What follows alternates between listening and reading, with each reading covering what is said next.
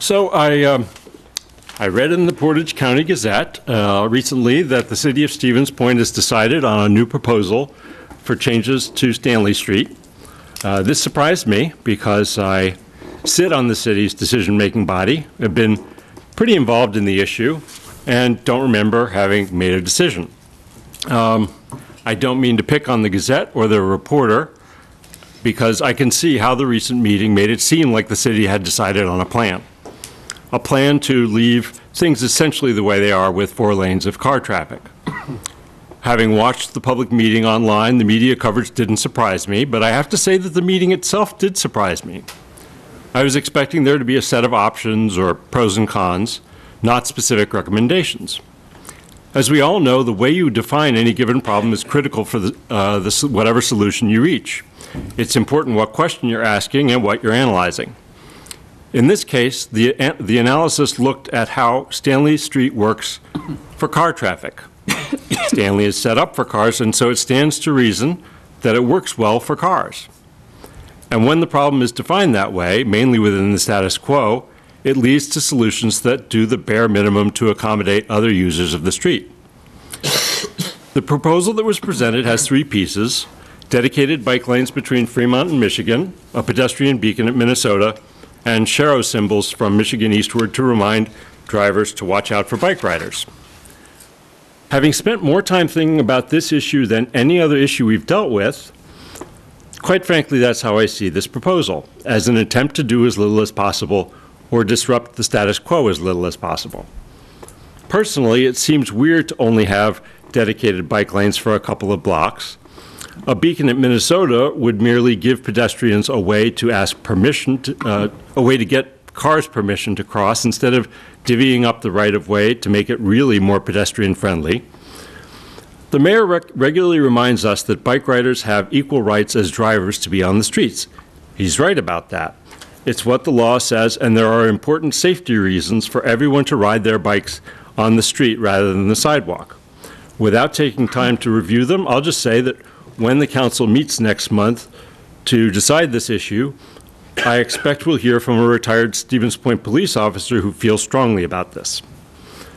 But the point is that the Shorr reminder symbols and the mayor's own reminders are no substitute for dedicated lanes. At any rate, it's not that I disagree with the conclusions on Stanley Street that were presented.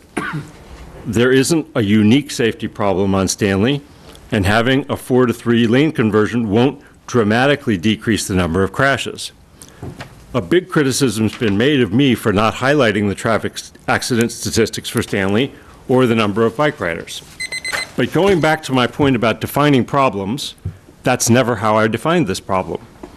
As for my definition of the problem, I ask whether Stanley is as bike and pedestrian friendly as it should be. Is it too car friendly the way it currently is? This is as much about cars as it is about bikes. The last 2 homes we lived in were on busy streets, and our neighbors were thrilled to get traffic calming measures on our street. I don't doubt the sincerity of Stanley Street residents opposed to redrawing the lanes, but I'll just say they may be the first people in the history of busy streets to want their street to be busier rather than calmer. So my definition of the problem and my main reasons for pressing this so hard for so long are basically 2 of the same reasons we focus on bike peds so much. They're both about economic development. It's been said many times that a good network of streets to get around town on bikes is important to millennials. For that reason, major employers are increasingly looking for this when deciding on communities to locate in. Next month, you'll also be hearing from a major employer CEO in our community who supports the lane conversion. But let's not get too fixed an idea about who uses bikes to get around town. Last week, a couple of the other alders made important points about people who use bikes to commute. Opponents of redrawing Stanley Street have a great time poking fun at the so-called bike brigade. We should remember, however, that some bicycle commuters are people who either can't afford to have a car or by court order can't have a driver's license. My other reason for wanting to redraw lanes came up in a phone call I got recently.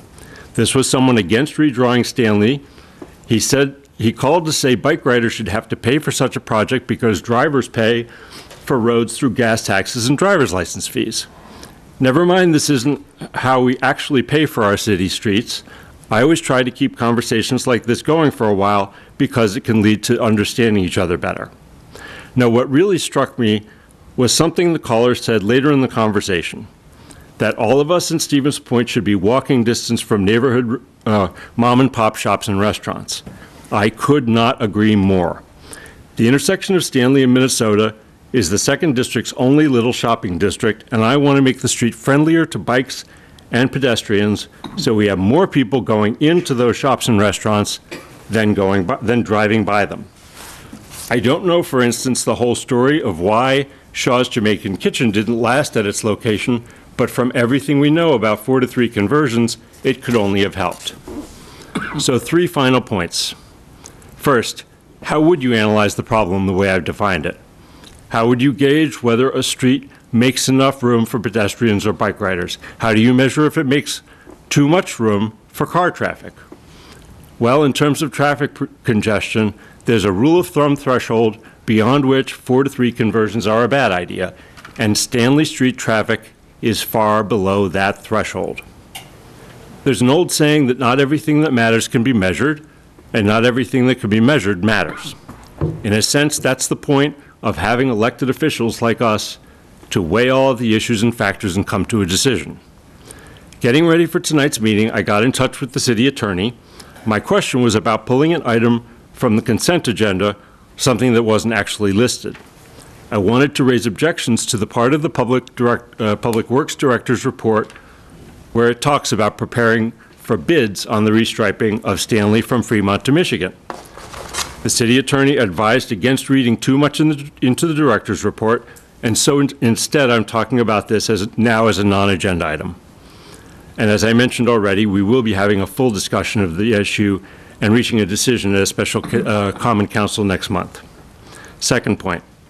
Earlier I said that I view the proposed measures as a bare minimum. Let me be more direct. I see a real contradiction between this do as little as possible approach and the view of ourselves as a bike and pedestrian friendly community.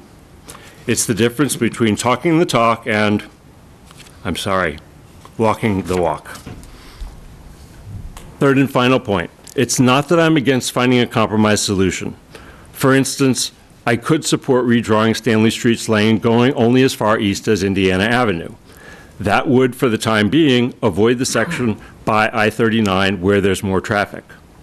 The one caveat would be the costs associated with the transition zone of the narrowing, and I'll have a few questions that I'll share with Director Badoon. Anyway, thank you, Mayor, for this time to speak about an important and complicated issue.